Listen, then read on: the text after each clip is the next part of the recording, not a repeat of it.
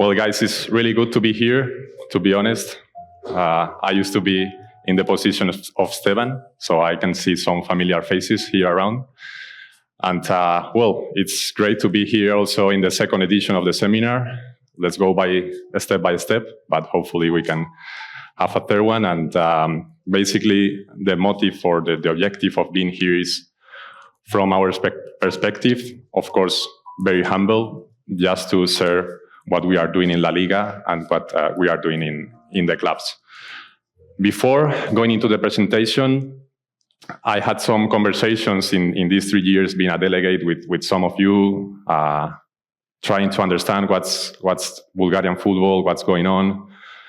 And I see something that happened in La Liga, and maybe something that you can take the notes for the future, and is the unity and the political unity. We have the financial fair play, and we have this because all the clubs accepted the rules. So all the rules are for everyone. Because you need a leader.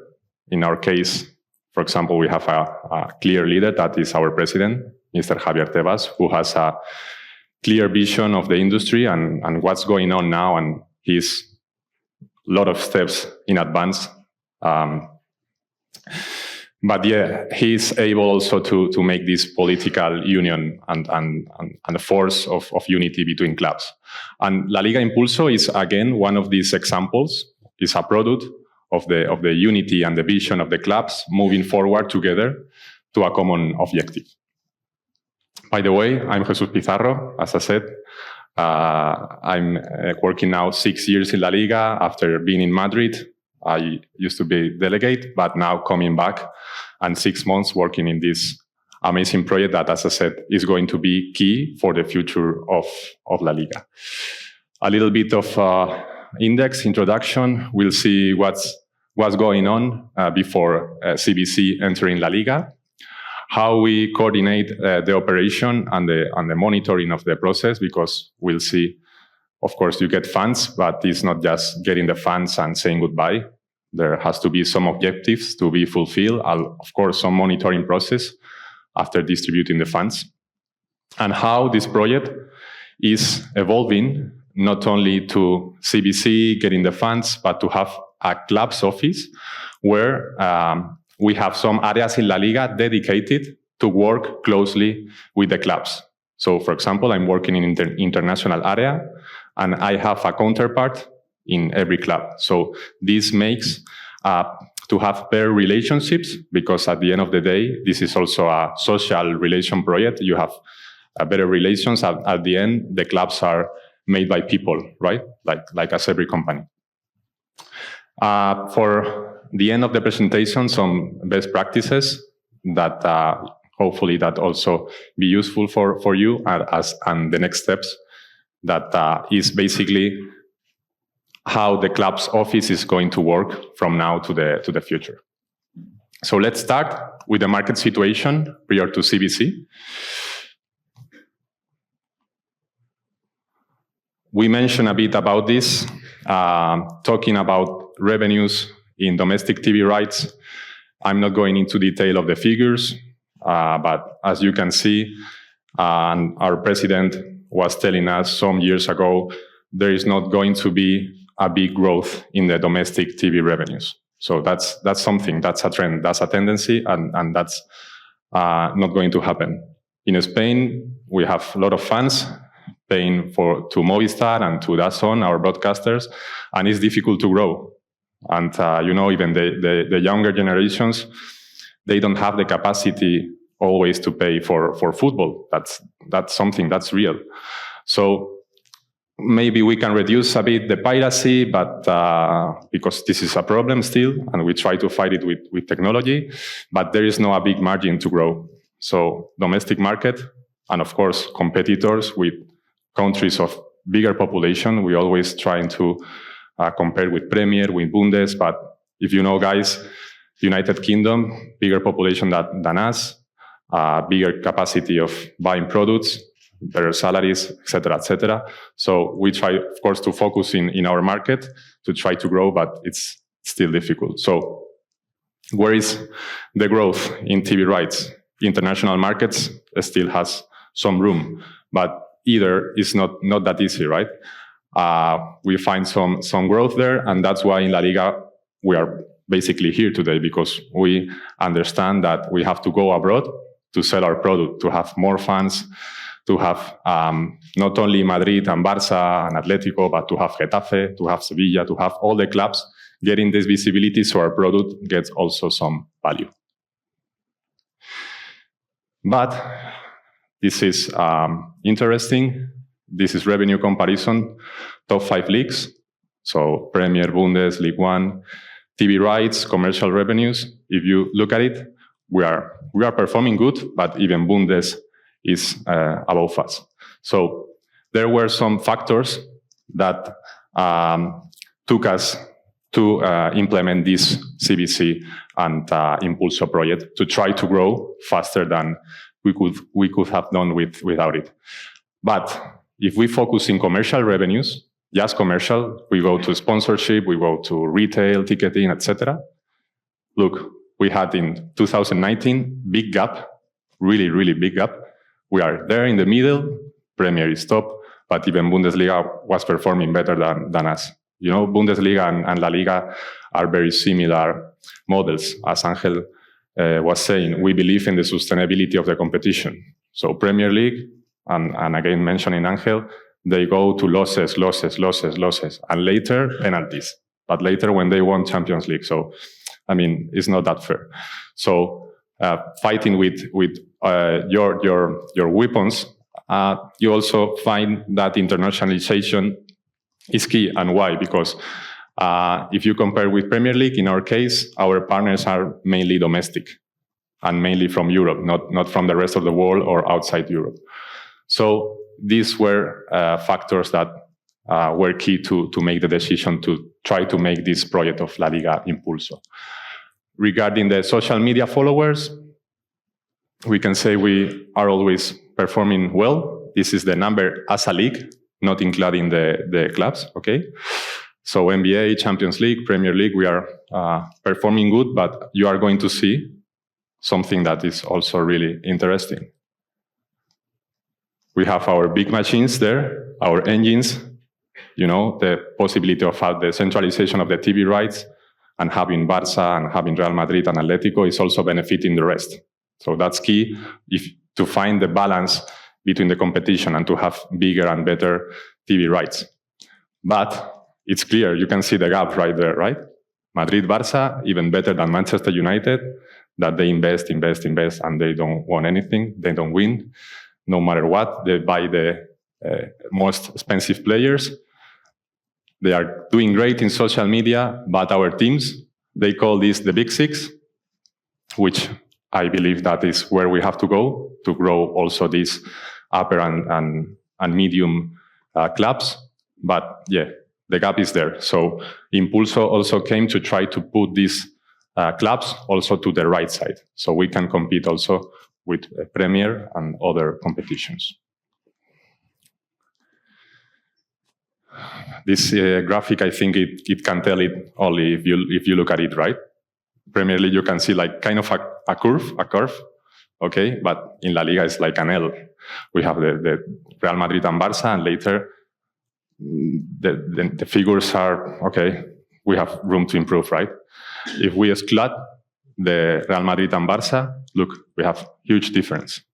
So also, we benefit from these two big teams, but we have to keep going to improve the figures and the performance of the other clubs. A bit of the same if we compare the second division. So you can see maybe it's not that big, but a bit of the same.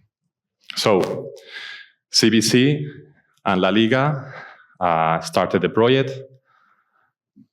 But before going a bit into the numbers and how it's implemented, the basis of the vision of La Liga for the growth of the future, right? We talk about national audiovisual rights. It's key to find your way and to have a stable position. International audiovisual rights, as we said, possibility to grow. We are now really focusing on the infrastructure, and later Alberto of Getafe will tell us a little bit more. But we also found that we have stadiums, but we are using the stadiums just in the match day. And you can see now, for example, Santiago Bernabeu with these amazing projects. But of course, this is something in the elite, in the Champions League. But you can also have a stadium of 15,000 and also do events, concerts, or other possibilities and get revenue from these days that is not a match being played at your stadium. So we are really focusing on that. We have people in La Liga working also in the LALIGA Impulso project, focusing on going to the clubs to see how they exploit their stadium. And of course, if we talk about TV revenues, the second source of income is the commercial revenues, right? So also trying to have better strategies of commercialization and basically partnerships and the last one about technology, getting more data from fans, and also monetizing these new users that you can get, right? So with LALIGA Impulso, we started the project because we saw these problems. Of course, we do things that are well done, are great, but also we have room to improve, right? So with LALIGA Impulso, we believe that was the right way to try to grow faster. And this quote is, let's see what happens in the future. But we always say that we try to accelerate in the time of little years what could be done in 20 years without CVC. And the benefits for the clubs and the benefits for La Liga is basically to have better league, to have better options to be more competitive for the clubs. So the bigger the clubs you have, the better competition and more attractive product you will have.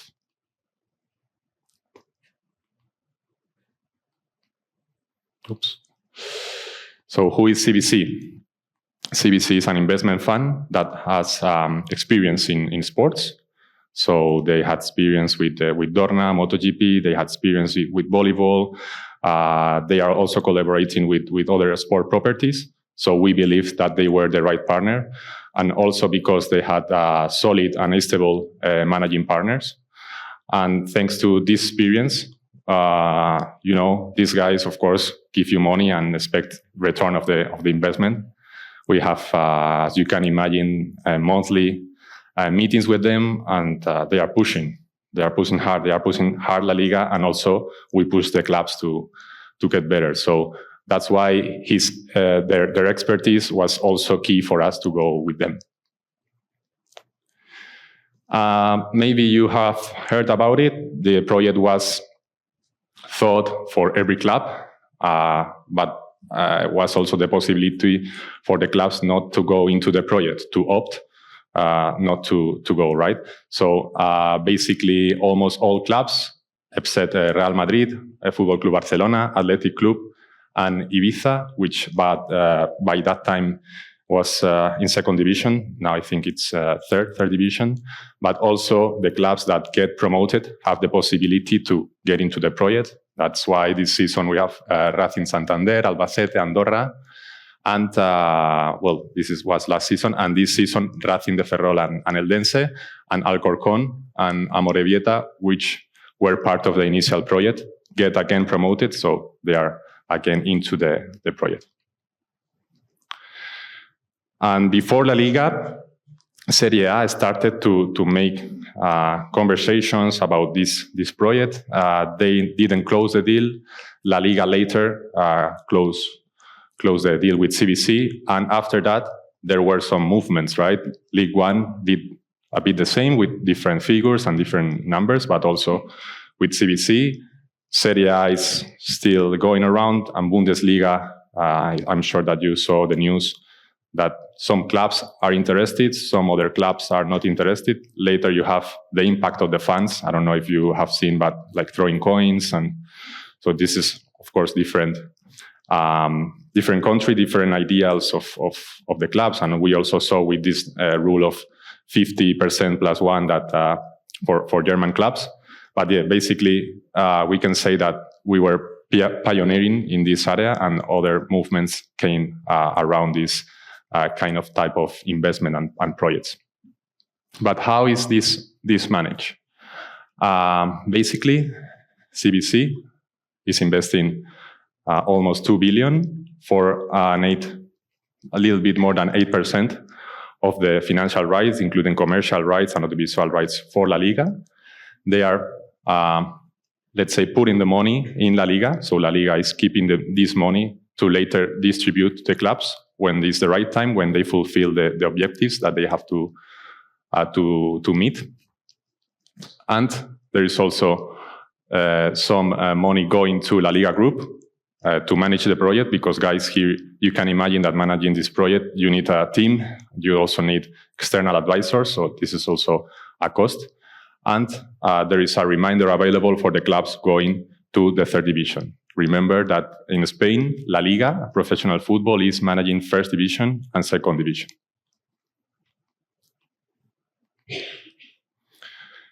This is something that Angel already told. And when we were reviewing the presentation, I think this would be interesting, because if we think about funds, and if we talk about, for example, player registration and contracts, and could be always ways, right, for the clubs or for people to think how to trick you, right?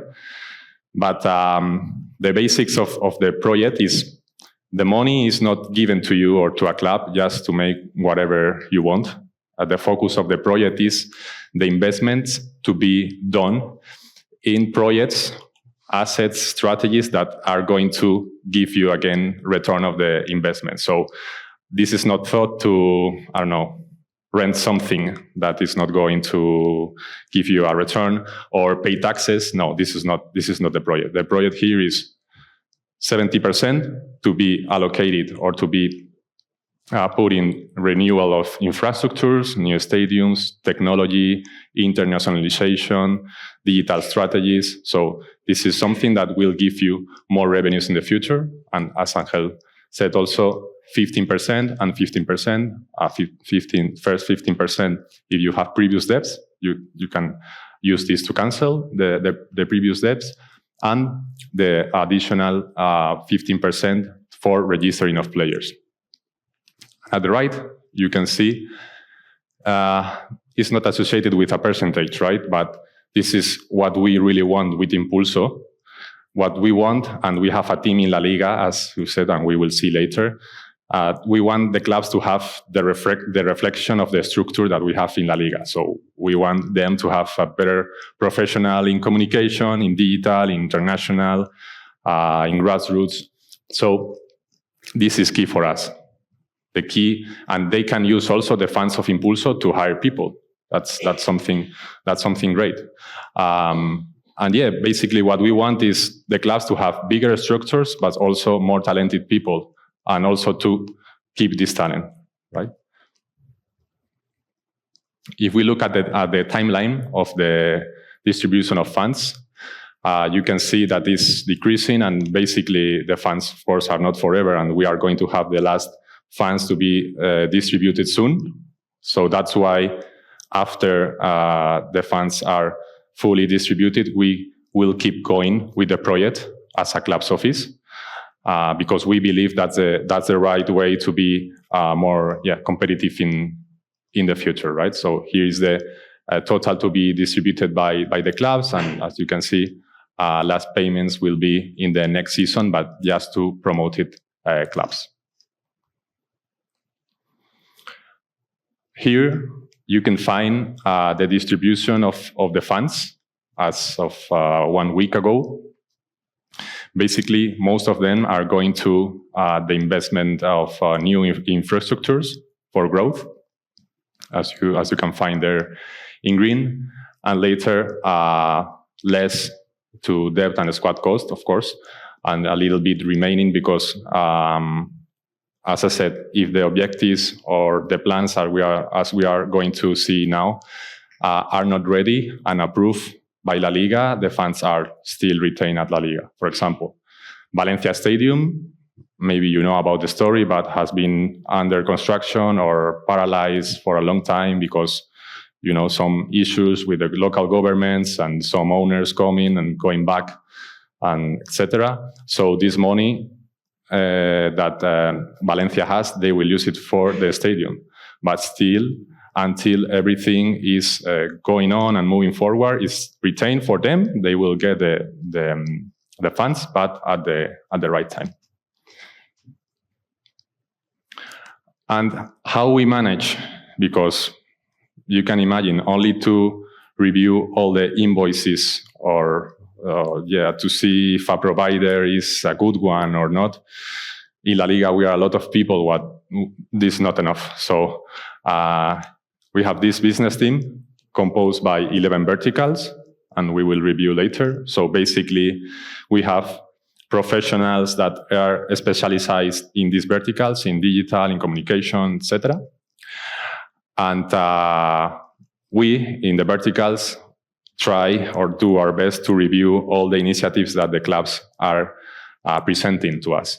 But we also have the external support from an advisory, BDO, that I'm sure you might know it.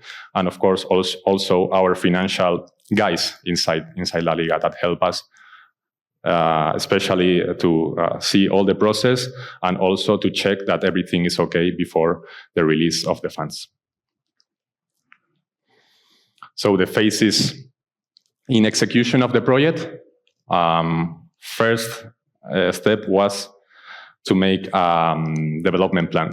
What we call what is a development plan? Basically, to highlight the areas where are you going to work in the future with these funds. When you have this plan ready, you present it to La Liga, and La Liga review it.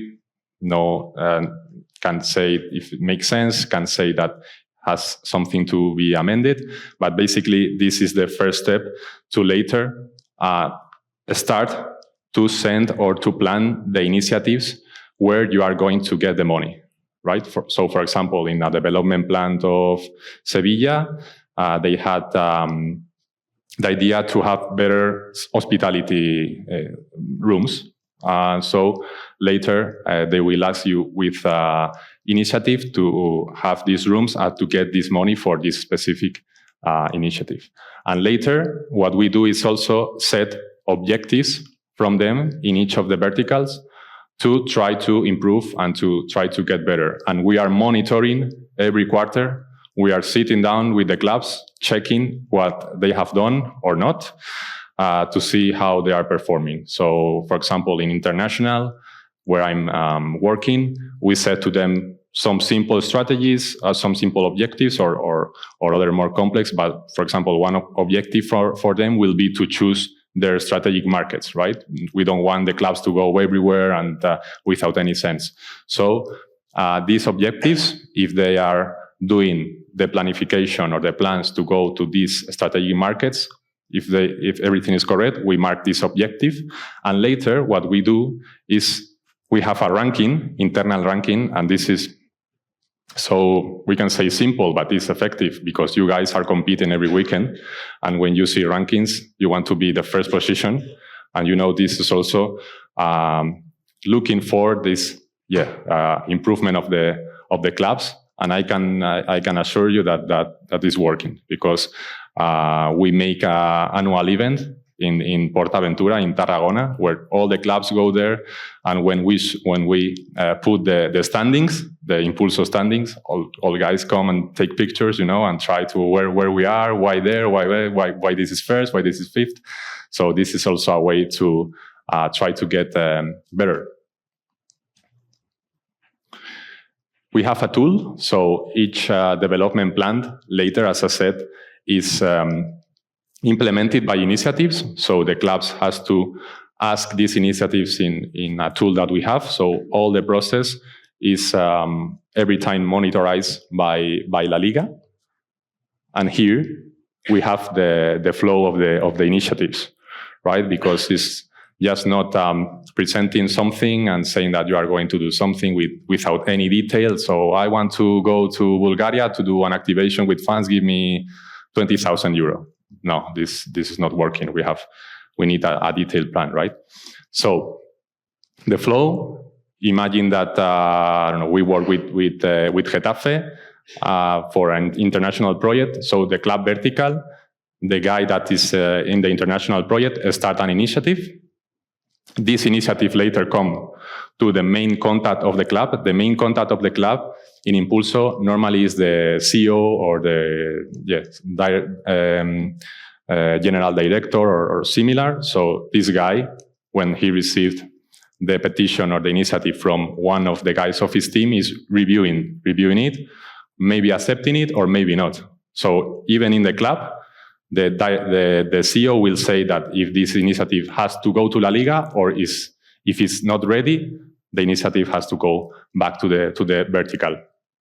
So if the initiative is good, they go to La Liga Business. La Liga Business is the vertical. So for example, goes to me and I take a look at it.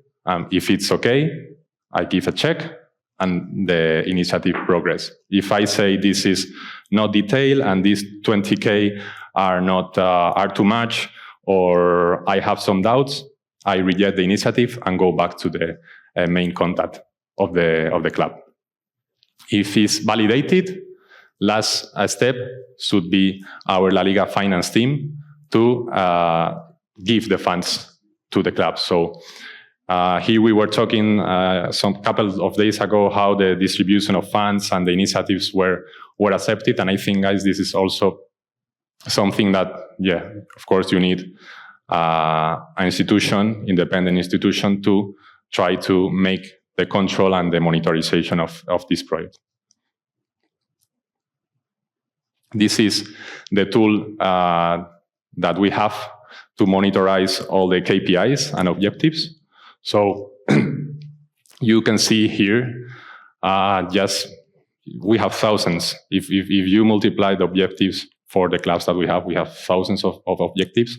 But basically, we are reviewing step by step and area by area how they are performing, how the objectives are met or not, if they are accomplished or not, if they are in process or not. And basically, this is what helps us in an everyday and daily basis to see if the project and the clubs are performing or not. And as you can imagine, every time we have petition or initiative coming to us, also you have some, sorry, we'll have some water.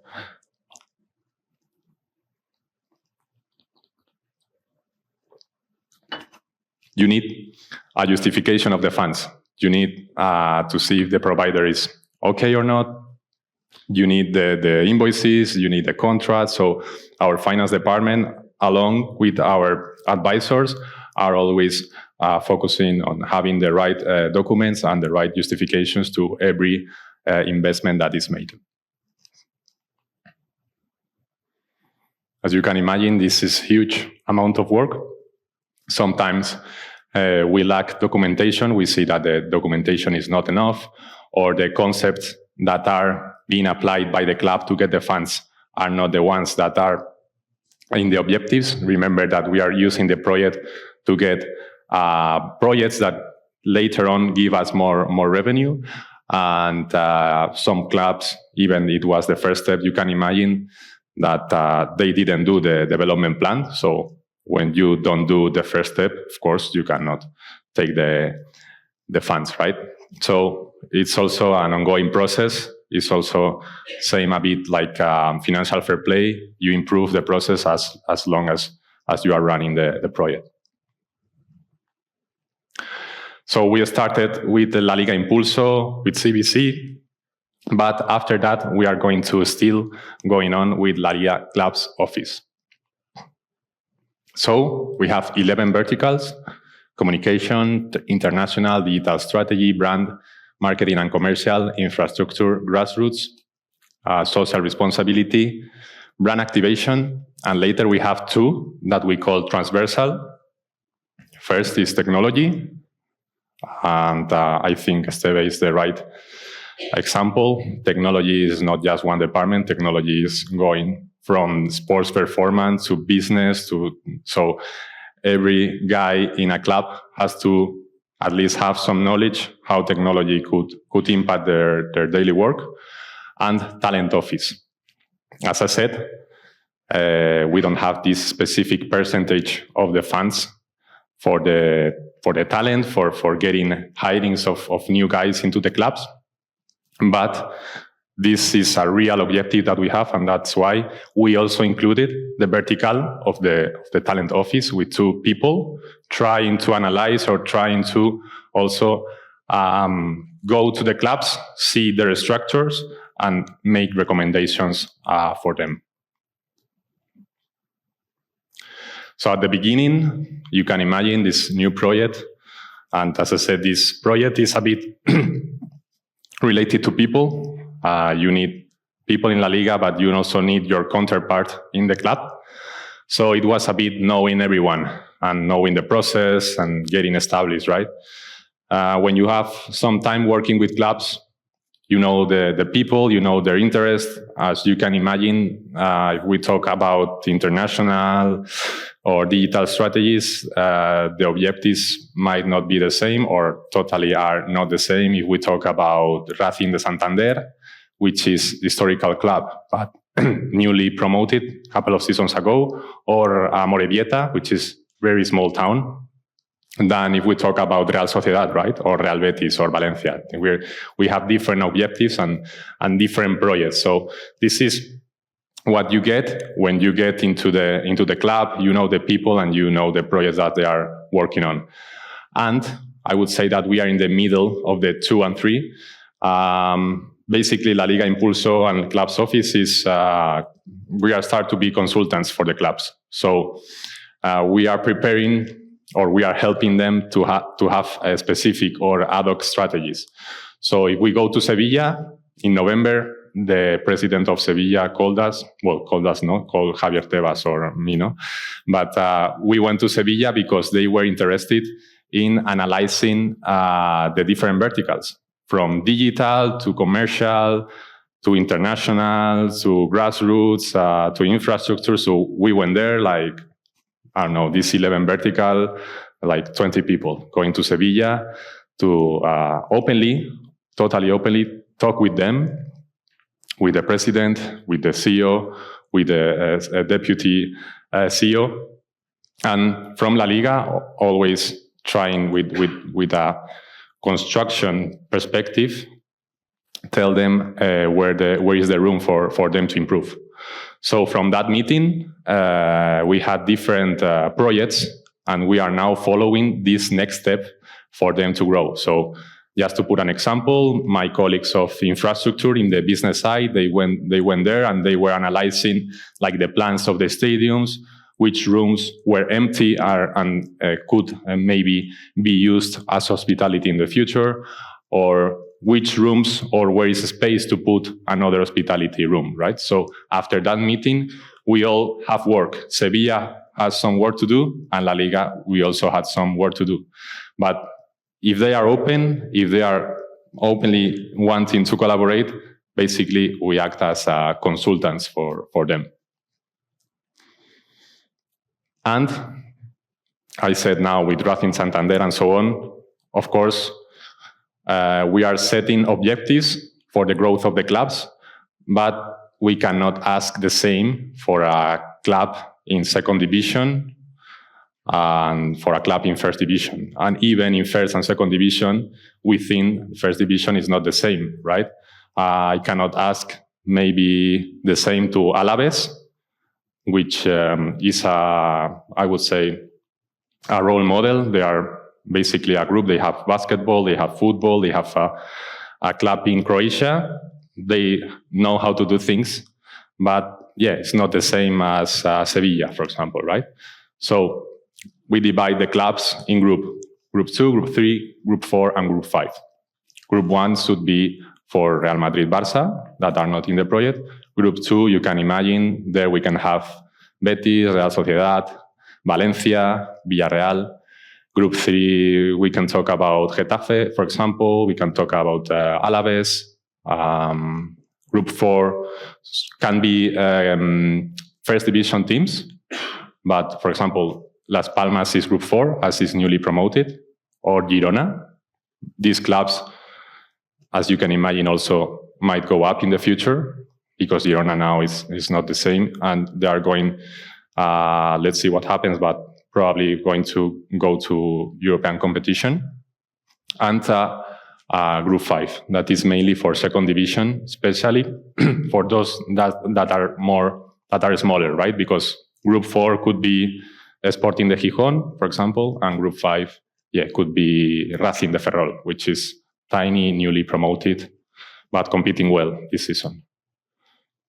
Also, just to mention, we have this general classification where Getafe, for example, is in Group 3, but in every vertical, this could be adapted. So if Getafe is performing really well in grassroots, for example, it could be a Group 2.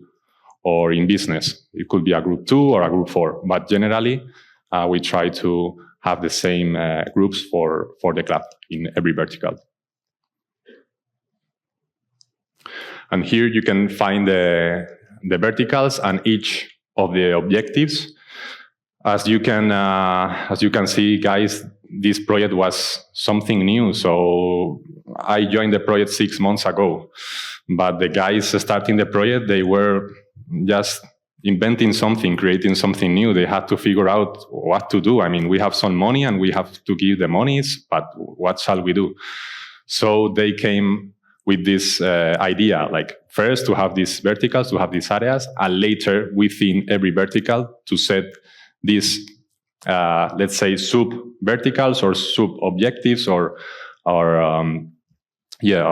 departments where the clubs have to be dedicated. So going, for example, to international, my area, as I said a bit before, is key to define strategic markets. So within this 4.1 in strategic markets, we set some objectives for the clubs. Also, main focus of the project is trying to avoid the short-term way of thinking. Of course, short-term and football is every weekend, and it's very easy to tell from La Liga guy that is not suffering from the wins or the defeats that you have every weekend. I can imagine that it's hard when you lose, and on Monday you have to go to the office. But we are trying to push the clubs to have not only short-term but mid and long-term way of thinking. To have, if they have a plan of communication, would be better for them. It would be better to wait a bit, to settle a bit, sit down and think about what are your factors, what makes you different. If we later will see about Celta de Vigo, for example, or if we talk about Las Palmas, it's a very specific and special. They are in Gran Canaria, right? So the international strategy is going around the tourism, the people going to Gran Canaria and try to detect which tourists are coming from which countries. So their key markets are clear now because they are focusing in tourism. And basically they are focusing in Germany, they're focusing in UK, in France, because these three markets are the ones with more tourists in Gran Canaria. So basically we try to push them to try to plan in advance. And later, of course, things happen during the season, complicated moments can go, but if you don't have a plan, you are not going to perform any of the objectives that are set by La Liga or by your own club. Going to some of the best practices of the verticals, and I know, guys, this speech again might be a little bit far away from your perspective, but my point here today at least is to get you some ideas that you can apply in your everyday daily basis in your clubs. Of course, maybe CBC is not going to come here now. You need to make some work, but hopefully some of the work that the verticals we are doing, or at least the structure that we have in clubs, you are going to see that they are growing, but still is room to improve, is something valuable for you. So as I said, we include the vertical of the human resources. the talent office, Oficina de Talento, this season, because one of the objectives of Impulso were to have these better professionals, but we didn't have in the team of the La Liga Impulso people in charge of this. So we put 2 colleagues working here. And as I said, their job basically is to help every club. And you can imagine here in La Liga, in Spain, in clubs, there are some clubs that they don't have human resources. I think this would be similar here. So they need the help of somebody outside the institution, right? So these guys in the talent office basically can help you to define a position, to analyze your structure, to see where you have to put more or less people. You have to define, for example, the role of some position. You need responsible of technology, and you don't know how is the market, how the salary is, how the competence of these guys would be. So these guys are basically helping in every part of the process that the club needs. Something interesting, we have a talent pool, and basically this is like a tool or a platform where candidates can register. So imagine you are a professional from the industry and you were in a club, but you decided to leave, or the situation get complicated, but you have a good experience. So you can go to our talent pool and register there. And if you are an expert in technology and Mallorca is looking for an expert in technology, you have the possibility to get again in the industry, in the club. And as you can imagine, here and in Spain, the industry is not that big, right? So this is also giving us the possibility, as I said, to have this talent around and have this talent monitorized. So later, in case clubs need it, it's ready there. As you can imagine, human resources is also about training, about getting better knowledge. If you guys are not keeping up to date, you might have, for example, now artificial intelligence. I think in my case, I have to, put a bit of more energy there, because this is going to be key. But training is key. So these guys are also giving the possibility to the clubs to give training to their employees. And this is something that in La Liga we can do it, because we have this La Liga Business School that I don't know if you know, but basically it's our business school, our university, internal. The education is given by professionals of the industry. So in case clubs also need some trainings, we can also be able to do it. And with this, I don't want you to be scary, but I can say that a lot of our clubs are not here.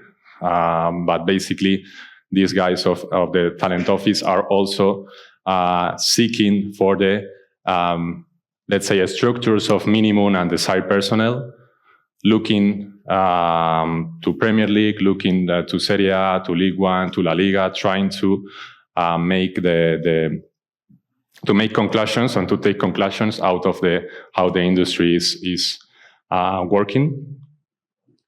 And here you can see this is a real example of one of our clubs in Group 2. Remember, Group 2, it's there are 6 clubs, so maybe not that difficult to see which one is. But in blue, dark blue and light blue, Group 2 average in dark blue. So you can see, and here we were doing a comparison with Everton. Everton is Premier League club, but to be honest, our Group 2 is, okay, we can compare with Everton, right? But if you look at the crest is sometimes above our Group 2 average, but it's kind of always to the left of the minimums, and most of the time depends, but we are at the left of Everton.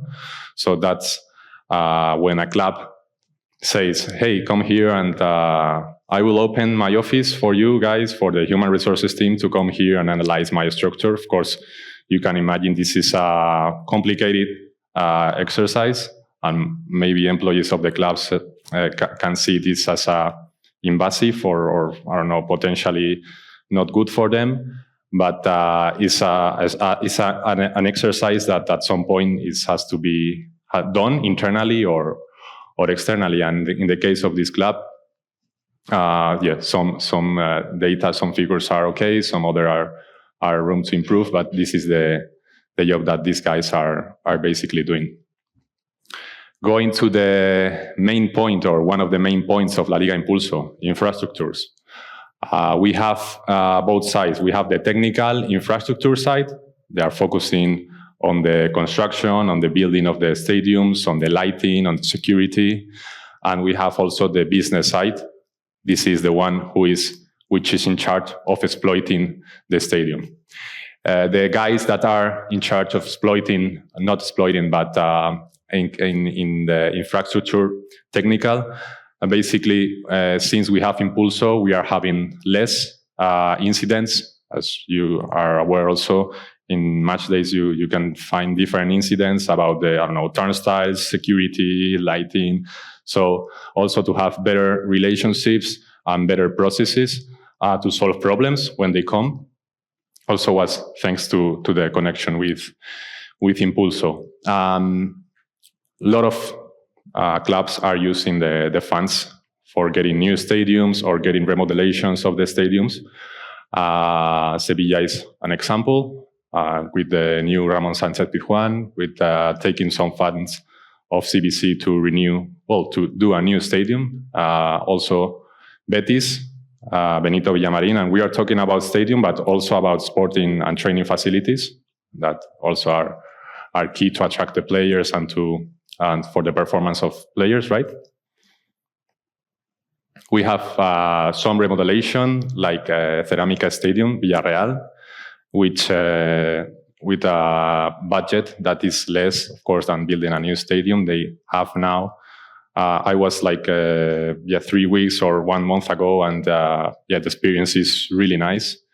They're also trying to exploit better the stadium. They have their own shop, of course, but they are also having some new hospitality areas, some new restaurant. That, by the way, I recommend you. Villarreal is very close to Valencia, so if you go to Valencia, you can come by and have a great match experience there. And new Coliseum, that they are going to build a new stadium in Getafe. We have here Alberto today, so he will explain us. Maybe the budget it's a bit more because this maybe is not that updated. But they are going to build a new stadiums thanks to the funds of CBC and thanks also to other partners.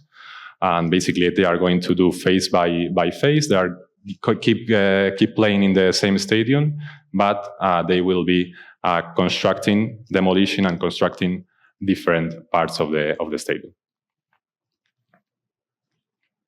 Going to the business side of the infrastructures, the focus was, as I said, to try to get the most out of our stadiums. Some of them are more prepared than others, so we try to find solutions in the cases that we have older stadiums. And of course, you have also like Metropolitano Stadium, where I don't know if you have been there, but it's it's new, but also gives the possibility to make different events, different concerts and so on, with hospitality spaces that are great. So our colleagues of the business side in the infrastructure try to focus on this area, and as I said, go to clubs to analyze their plans, analyze their projects. What we also are doing is try to make agreements, for example, food and beverage agreements, that are negotiated by La Liga as the organization and the responsible of the rest of the clubs. So to have better conditions later for the clubs to go with this agreement or not. So we have an agreement with a specific company of food and beverage with, I would say, better conditions that if a club go by their own. So the club, La Liga, present this possibility to the club to join, but they can also choose to go with their traditional provider or with a new one. But we are trying also to focus in that area. I think I mentioned it, but yeah, we went to Sevilla in November, and after that, our colleagues from this vertical went there to study how the plans of the stadium were and how could be improved the hospitality. And here, guys, also going back a bit to the comparison with other leagues. Our capacity depends on the stadium, of course, but if we look at the rate of hospitality, we are much away from other clubs in Europe. So here also we have a chance to grow the revenues of our clubs. So in this case, our colleagues detected that were possibilities to use some rooms of the stadium that were not being used for hospitality and commercial revenues. So basically, Sevilla will invest in that side to generate and to use some spaces that they weren't using to accommodate these places for hospitality, and they will amortize this investment in some years. Here, in 2 years. Going to my vertical, the international presence. First of all, what we try to do and what we try to tell the clubs is the importance of the internationalization. I cannot go to Amorebieta to say you have to be international, because I mean, of course, they are focusing first in getting to second division for the next year. But I can say that the general director of Amorebieta was a bit, we can say, acceptive, not believing in the internationalization, and we were having some journalists in Donostia with Real Sociedad, and he was also there, in this meeting with international media, guys from India, Australia, China, United Kingdom. And the journalists were interested in the stories about Amorebieta. And he called me the day after and told me, Jesus, we also have some stories to tell these guys. So we are small, but we are competing in La Liga. And even us, we have something to tell. So that's why we try to put in the mind of the clubs. Some clubs, you can imagine, Group 2 clubs, for example, Sevilla, they have very clear their way, their strategy, their markets, how they do this, that, social media, marketing, partnerships. Some others need more help. But the first step is sit down, know how you are, know how makes you different, and later go to the markets that have some reason for you, right? This is from the first season, so some markets are not applied anymore, we can say.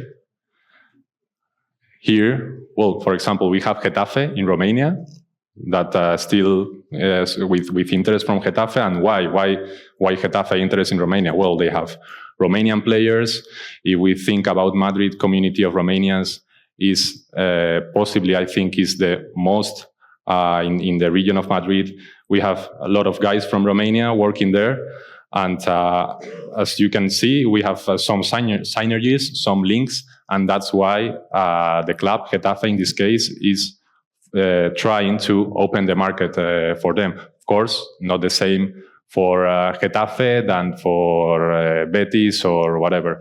But this is the first step for the clubs to go abroad, to define their attributes and also define their key markets. And an example of that is today, right? We are here in Bulgaria, and some people could say, but why? Why is La Liga here? Why is doing that, doing this? Yeah, we believe in internationalization. That's why we have Esteban, and that's why we have the network of our delegates that is in the market in case the club wants to go there. For example, Esteban now is here, but a couple of days ago he was in Serbia with Alaves, because Alaves has also a basketball team called Baskonia, and Baskonia was playing in Belgrade, Partizan, I think. So these guys called us and say, hey, Esteban, hey, Jesus, we are going to play in Belgrade. I'm the partnership director and I want to go because the basketball team is flying, so maybe I can go in the plane. Cost is, well, at first no cost. I can join the expedition of basketball and I can try to get some meetings. I can try to get some business, some more visibility for the club in Serbia. That, by the way, they have interest in the market. They have also 2 players in football and one basketball player in the Baskonia team.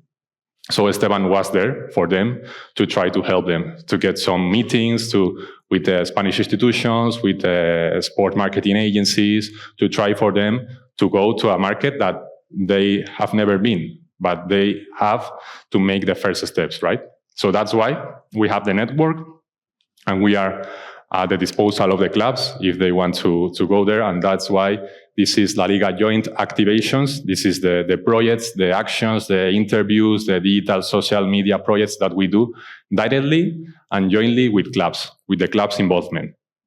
The involvement could be with budget, with one people going to the event, with message from players to the fans, with merchandising, with a lot of ways of joining our projects.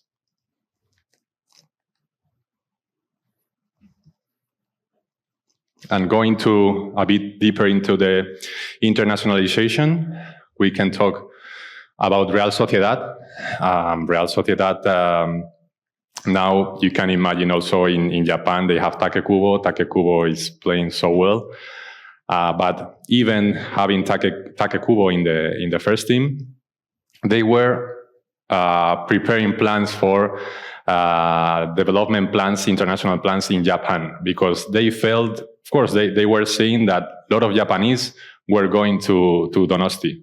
So there are some links between the gastronomy of the Basque country and also Japan. So they were starting to prepare some plans for Japan, but later comes Takekubo. So you can imagine the market explode for them. They were like maybe top 25 in social media in the country, and now they are going up in followers and engagement, and they are like top 7, top 8 now, fighting with teams like Madrid, Barcelona, City, Chelsea. So yeah, Japanese guys are starting to follow in Real Sociedad more and more, and these guys do activations like live connections to talk about the game with Japanese influencers, and Japanese are in the middle of night, like 3 a.m. or 4 a.m. watching the Real Sociedad matches. So in this case, what we are doing with them is we sit down with them and we thought about the strategic plan in Japan for them, because we have an expertise of 7 years there. And our international director used to be also a delegate in Japan. So that's why it was the right moment to do this plan with them. And basically we are meeting every 2 weeks on what we call the Japan Commission, where we are looking at the objectives that they had in their plan, and we are reviewing also their advances and their performance in the market. And well, they didn't have a main sponsor. Now, if you look at it, they have Japanese sponsor, and they are, of course, are looking forward to make more projects in the country in the near future. And digital strategy, I think you already noted that it's important for us, it's important for everybody. If you go to negotiate partnerships, first thing is they are going to look at, okay, but your followers, okay, but your engagement. So it's not only about engagement, it's not only about followers. In our side, we also try, as I said, our clubs to go international. So it's important to communicate in the language that you are present, and also to adapt the content. Is not the same, the content maybe here that the content in Japan, right? So if you go to a market, you have to have a very clear strategy of your ways of communicating and the ways of doing content. And now, very important is the data of your fans. Okay, you want to monetize, you want to sell more jerseys, but you have to know your fans, right? And if you don't have data of your fans, if you don't know the fans that are in Japan, it would be more difficult to sell products for them or for them to follow. So the user acquisition is important, but next step would be how to monetize this user acquisition and this data. So that's the four pillars that we are working on. If we go a little bit to the impact we saw previously prior to CBC situation with social media, we come now to not to this current season, to the last one, and this is only for leagues, not including clubs, right? So we can show a growth of La Liga. There were 40 million followers, Premier 30, 33, Bundes, Serie A. So there, my colleagues in the digital strategy area, they did a plan to, as we said, try to move these clubs from the left to the right side of the graphic that we saw, right? And some of the things that we try to help them, some of them have more tools, some other need more help. But first thing is, okay, Spanish account. Okay, all have Spanish account. English account, some of them, they didn't have. So this is the first step to have more followers. And later, we have also other markets that we would like the clubs to be covering in local language, right? Like Chinese or Arabic countries. And other markets depends on each club, right? And also for first division, EA Sports, La Liga and La Liga Hypermotion. Of course, second division clubs are not in the same stage to go abroad and to communicate in Chinese, right? But we are also trying to help them. And in La Liga, we have some also professionals, community managers that are specifically knowledgeable about, for example, the Chinese market and can help the club in case they need. One of the main projects of the social media guys was to make a paid campaign, social, to gain more followers and to reduce the distance with Premier League. So here you can find that when the plan started, the paid media plan started, figures are starting to get better, and we are reducing the gap with them.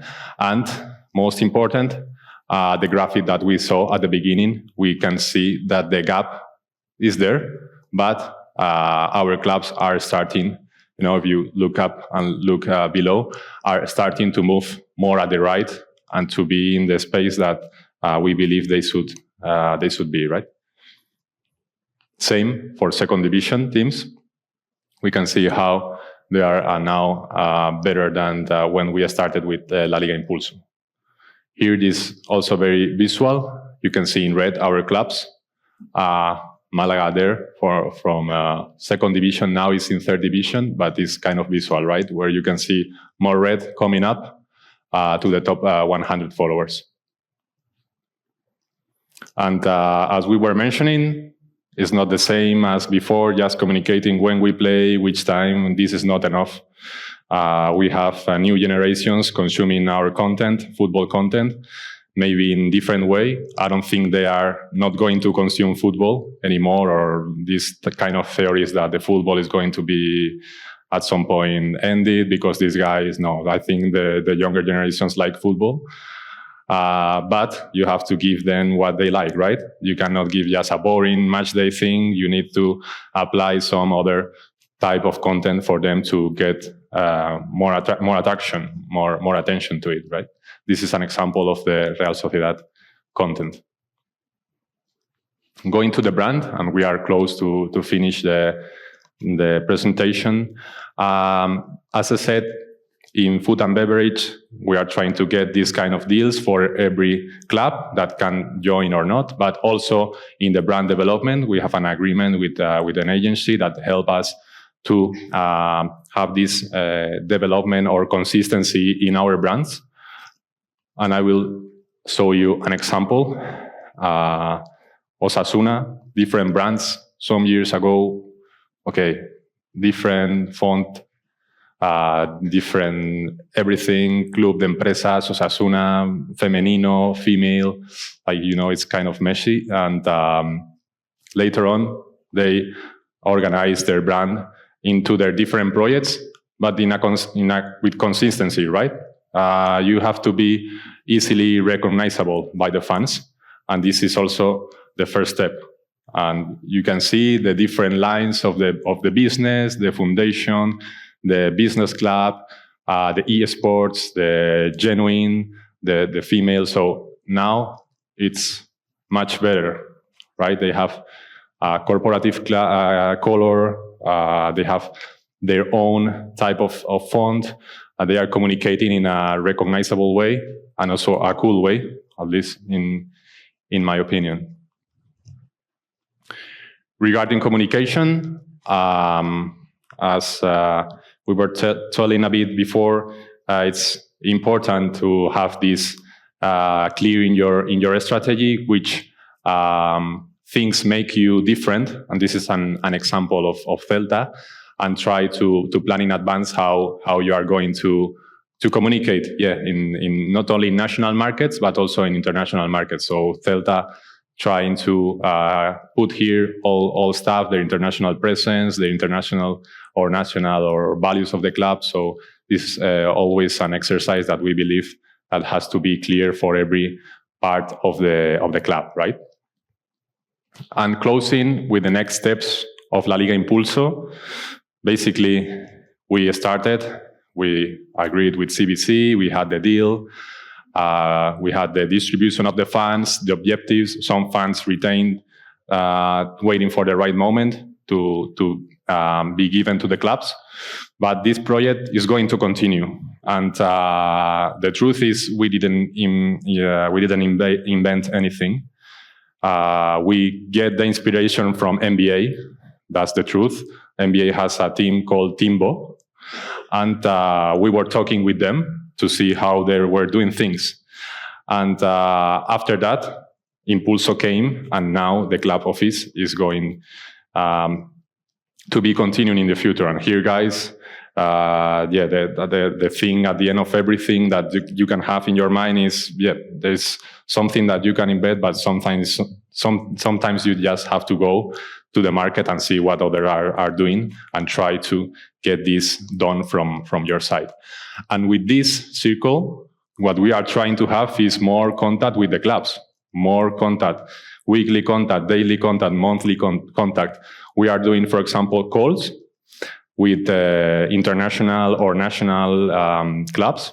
For example, in international, we did a workshop and we called a guy from Venezia. The guy from Venezia took his suitcase, come to Madrid, and he was explaining to us how Venezia can sell, I don't know how many jerseys, guys, but a ridiculous amount. They are performing in this area because, okay, their jerseys are different, they are cool. Venezia brand is always, I guess, something that is differential. But we had this guy of Venezia talking with our clubs and explaining how the things are done in the retail side, especially in the international side. And we are doing this monthly. Sometimes we have international clubs. Last month we have Celta, for example, talking about the international strategy that they are following. And this is the same. We have also pills, that is a pill of information that we send monthly to the clubs with the best practices, so they can see what they are doing. And centralized service, this is also something that we were talking about, talent office, business support, and collective projects. So this is about getting more and more contact with our clubs, because the more contact that we have, the better competitiveness we'll have together if we are together and united in the project. As I said, workshops, we are visiting the clubs from time to time. It's not the same. Of course, we have the online possibilities, but when you go and visit the clubs and at least for 2-3 hours, it normally is very productive. We have the Impulso event when I think this is going to be a tradition. All clubs, we are meeting for 2 days to share best practices. This was in February.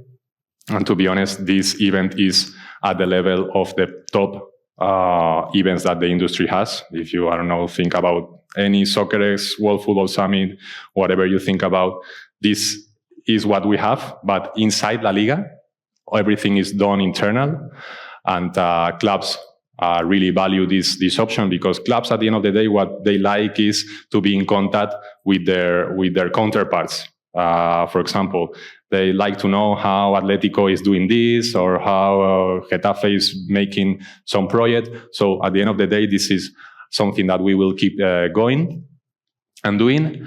And yeah, as I said, monthly calls, points of contacts that can make the project stronger. And just to finish, this is our work, what we do.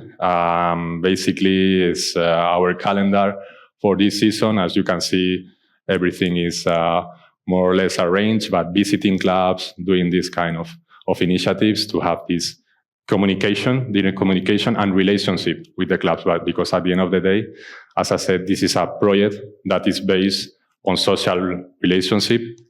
And and I would say social relationship, but also trust in the guy that is in club and the guy that is in the club to trust you in every vertical. So guys, this was all from my side. I hope that you can take some things that are valuable for you from the presentation. As I said, LALIGA Impulso could be something that you think that is too big, or maybe is not close for you, but hopefully, yes, you can take these ideas of this vision where we want to go. And now, if you have some questions, of course, I'm more than happy to help you now or later with a coffee or a drink.